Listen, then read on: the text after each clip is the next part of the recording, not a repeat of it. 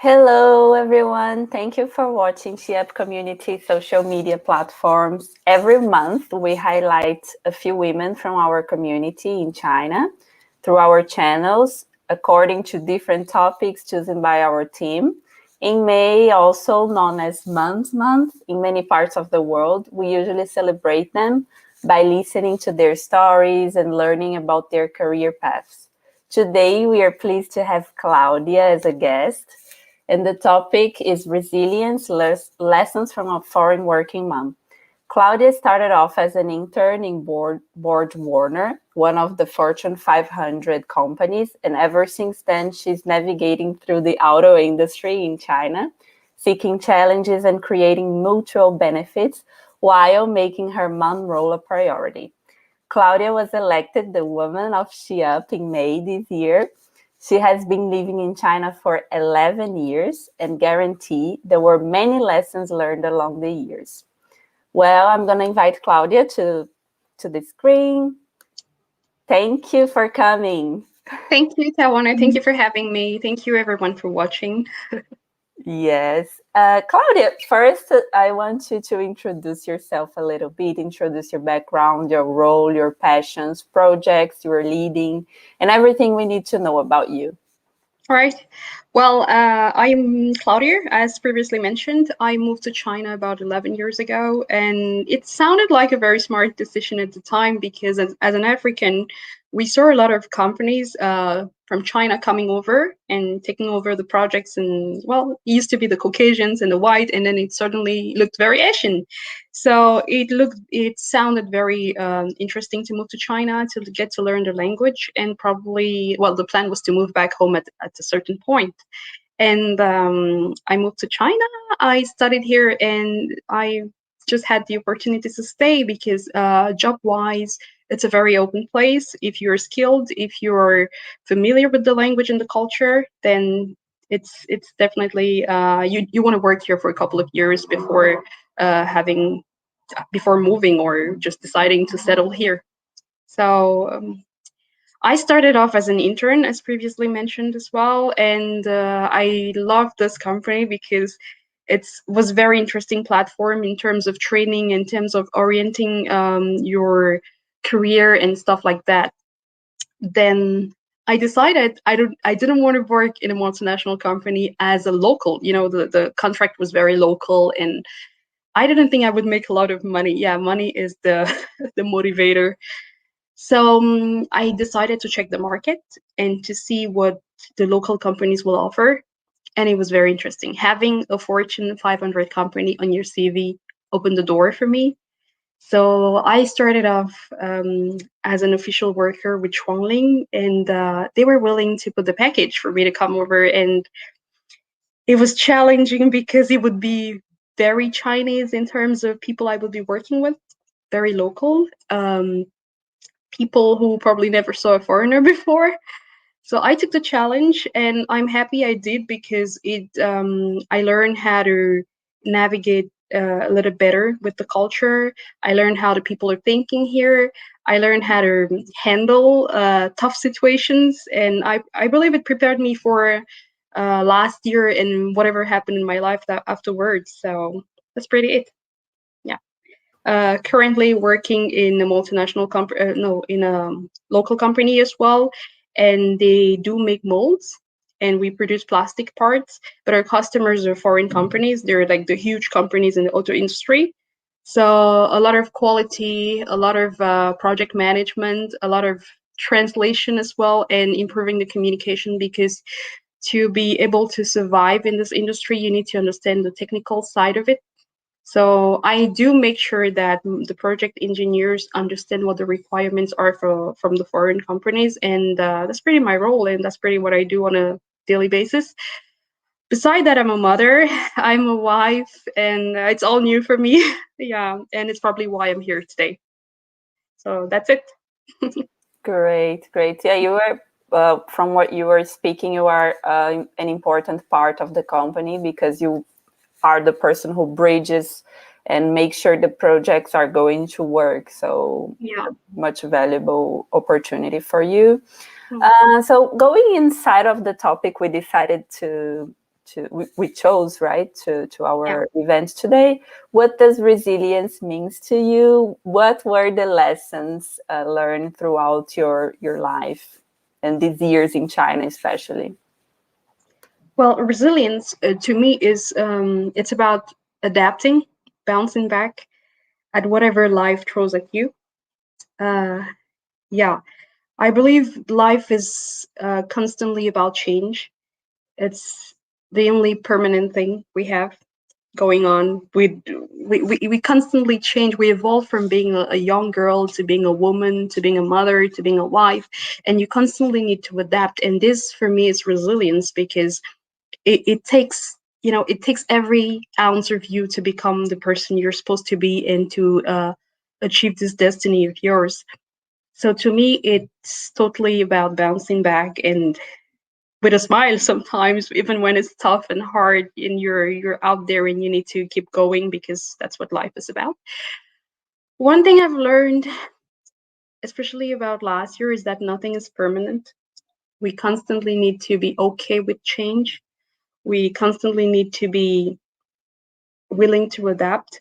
We constantly need to let go of what we can't control. That's it. Yeah.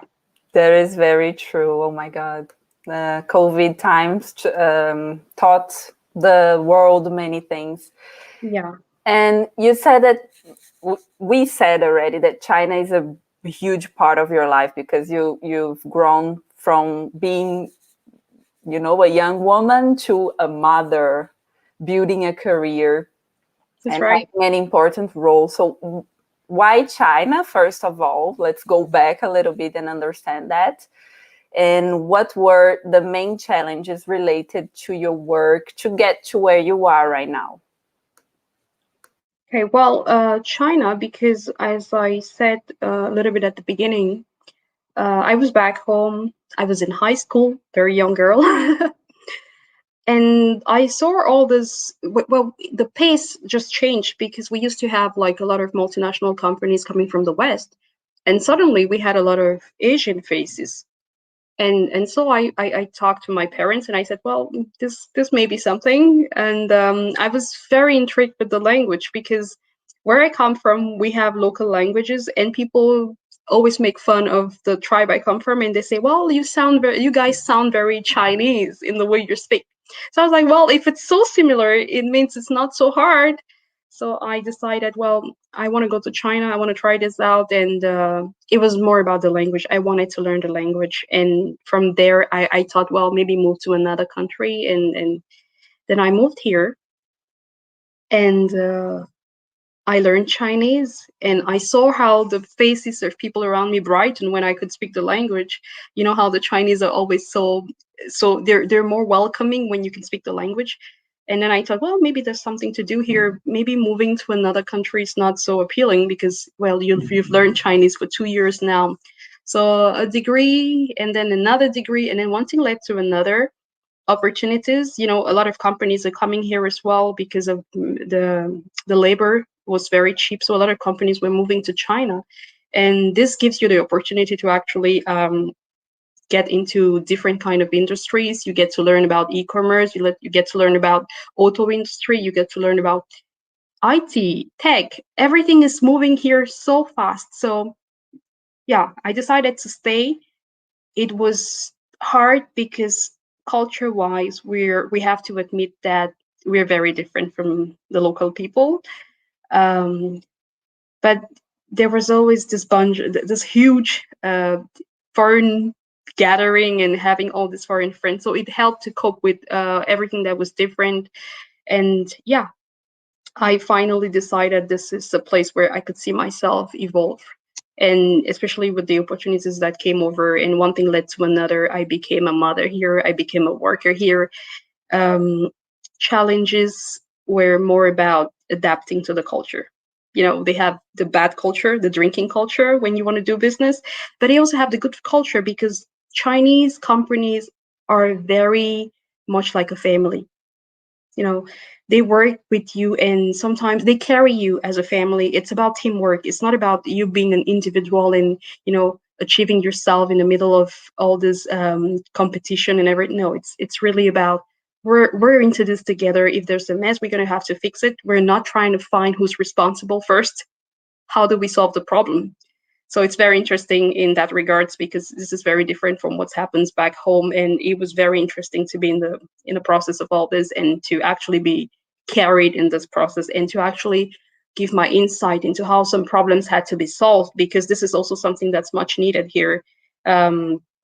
When they start having a lot of partnerships with the West, and having to deal with just all these technical issues, and it's a lot of fighting, because we're like, oh, we said this, no, you meant this, and then I come in with my perspective, and this is something that the Chinese managers, they do appreciate, like, oh, you actually give us a way to solve this problem that's very different, we never thought about this. So yeah, the challenge is the culture. The challenge is having to push your ideas, because sometimes they're also not willing to accept these ideas. But once they do and it actually works, you get more and more important. Yeah. Great insights. Wow. I agree with you about the teamwork in China. We understand how is a team dynamic very differently in China than, for example, Canada, for example, Brazil. And we understand how to be one important part in a whole team, and how we are connected and willing to create solutions together. This is part of, I think, the innovation culture that's really inside of China society, from my perspective.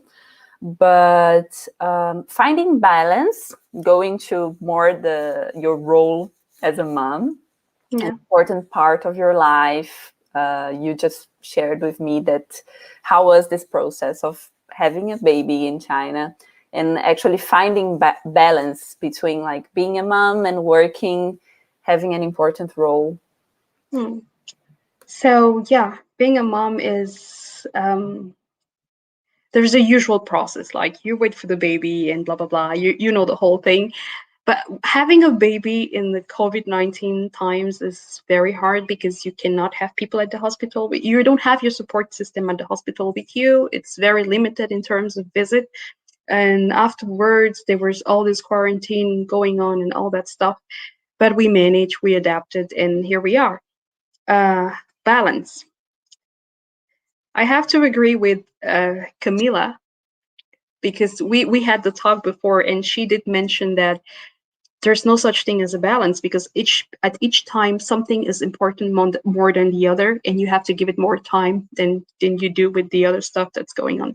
So if the baby is the focus, you're giving your baby 100%, or say 90%, because it's needed, because it's important. That's what you need to. That's where you need to be, and then you switch. Each time you switch regarding on what's urgent and important. That's how it works for me. I could be at the office and I get a call from the nanny and saying, well, I think he's kind of having temperature, I'm taking a leave. At that very time, work is secondary. But once I'm into my work, I give myself 100%, knowing that he's safe, he's with the nanny, he's fed, everything is good with him. So it's really about, finding what's really important at the time, focusing 100% on what's going on, and then switching. Every time you need to switch to something different. Is it the baby right now? Is it work right now? Do I need me time right now? So it's really about that. So I have something that I do. It's a little bit of a ritual that I do every day once I get home. Once I get home, the nanny is still around. So I get into my room, I close the door, and I take 10 minutes for myself. I need to switch from whatever happened at work stays there. And then I need to be this guy's mom, and I need to give myself 100%. So it's really about what's important, what's urgent right now, where do I need to be, and I need to be there 100%. So this is how it works for me. I don't know if other moms have different ways of doing it, but for me, that's really about that. Yeah. Wow, great, Claudia. Thank you for the lovely insights. I think even me, I'm not a mom, but I want to be one day. Yeah. Not soon, but I'm learning a lot this month by talking with other moms and understanding stories and understanding what you come through. make me feel more comfortable to keep working, and maybe one day I can also adapt like you are doing. You will. And going back to the working style, because I think this is very interesting for our community. If you could give us more insights about how to adapt being a foreign working mom in this like Chinese atmosphere, and like trying to balance everyone's expectations as well. Yeah. Give us some insight. Yeah. I had to learn how to be fine with micromanagement, which was very much of a challenge for me because I do like my boss to give me a task, to give me some time, and to open the door for me to come back to him if it's hard or if I have a question. But then I had to learn how to deal with someone who will always question me every hour or every time I wake up to go. I go to the restroom and he's like, "Hey, did you finish the task?" I had to learn how to manage this. So what I did was, after complaining and having a hard time with this, I had to think about a way to solve this. I had to think about, well, what can I do to make this better? So I decided, well, every time I get a task, if he's playing the guy who it's really important for him, then what I do is I report every 2 days.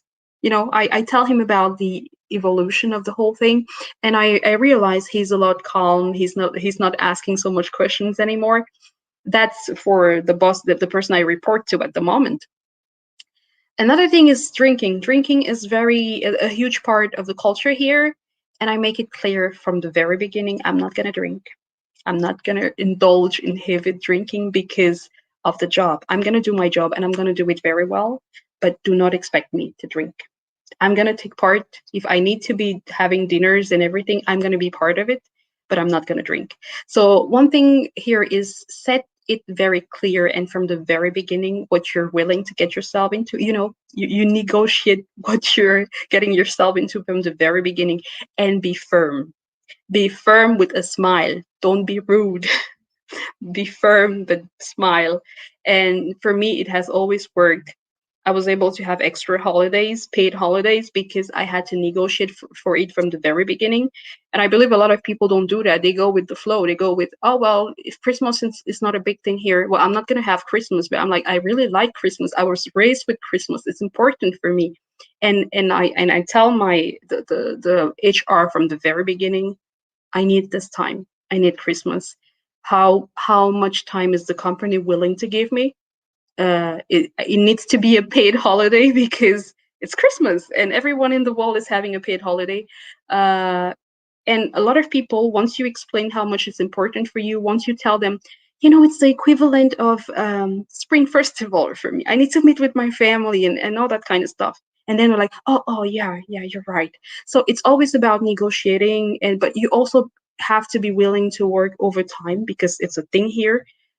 If they need you, they're going to call you and you need to be there. On the other side, you get your holidays, you get your, you find your way into, they're willing to compromise, but you also need to be willing to compromise. And that's how it works.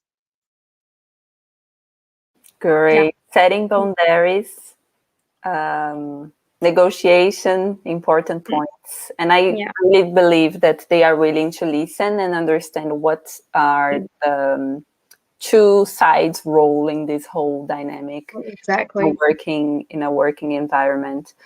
And having a supportive system, I think this is very important, especially for women and when they are building their careers. If you could give us some insights, if you have them, how did you find them? If you have this supportive system, what is your escape when you need? You speak a little bit about your daily routine when you arrive home. That could be also understood as kind of a inside of your supportive system. Yeah. Give us some insights, please. Okay. Well, your very first supportive for me as a woman, as a wife, my supportive system is my husband. He's the very first person that I rely on for support, and he's been amazing at this.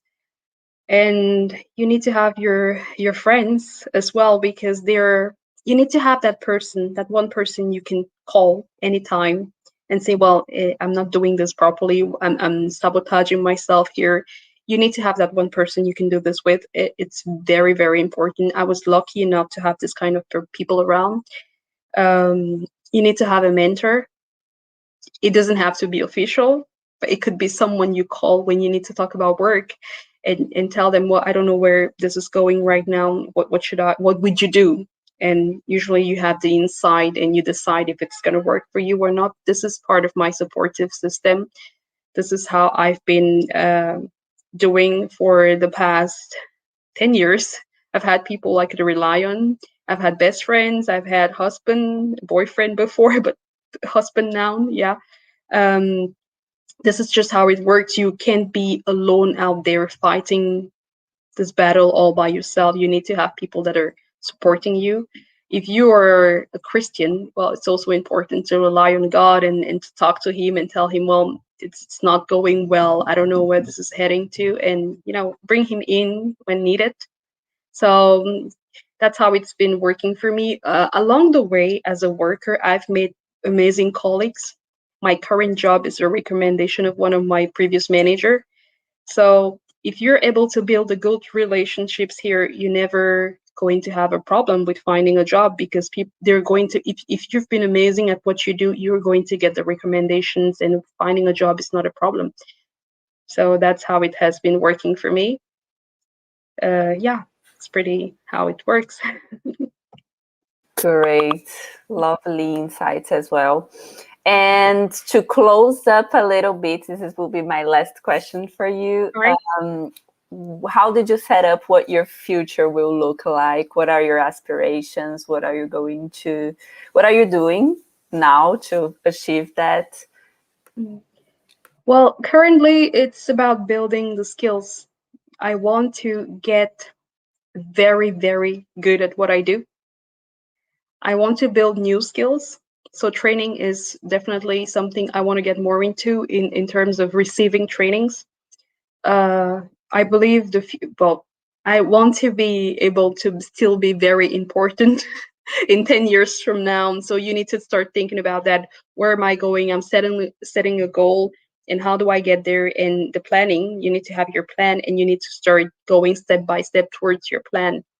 With a baby now, I'm figuring out if China is the right place to be, and I'm checking my options, and planning if that's going to happen, if there's a need to move, or there's a need to create that paradise over here, and the paradise that has a kid within. So I'm working on making sure in 10 years from now, I'm still very important. I'm still needed in the market. Or I could start my own business. My husband and I have been talking about, starting a company. So we're going at a very slow pace right now, but it's on the plan, and it's probably going to happen. And I think you are in a very good ecosystem to start, build something, and then you are able to go somewhere else and manage anywhere you are. But Exactly. I really feel like China is a good place to start a project, and it can expand. Exactly. Congratulations for, Thank you. Thank for you. setting up all these and inspiring everyone. Thanks. And to finish up this conversation, this amazing, lovely conversation with you, if you could say, words of encouragement to the community, it would be great. Well, I just want to tell the women out there to believe in themselves, to believe that every step serves a purpose. There's a bigger picture. It's going to unfold as you go. Just believe, keep believing. Start from on a very small platform. Be willing to take an internship job. I mean, as a student, if you're a student, be willing to go to start to work in a job where you're not paid very well. Build the skill, because the skill is what's going to take you in through the long term. That's where it's important.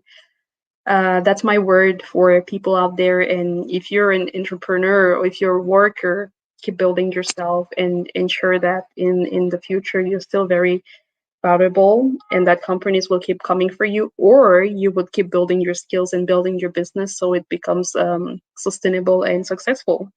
So yeah. Lovely. Thank you very much again, Claudia. Thank And you for having me.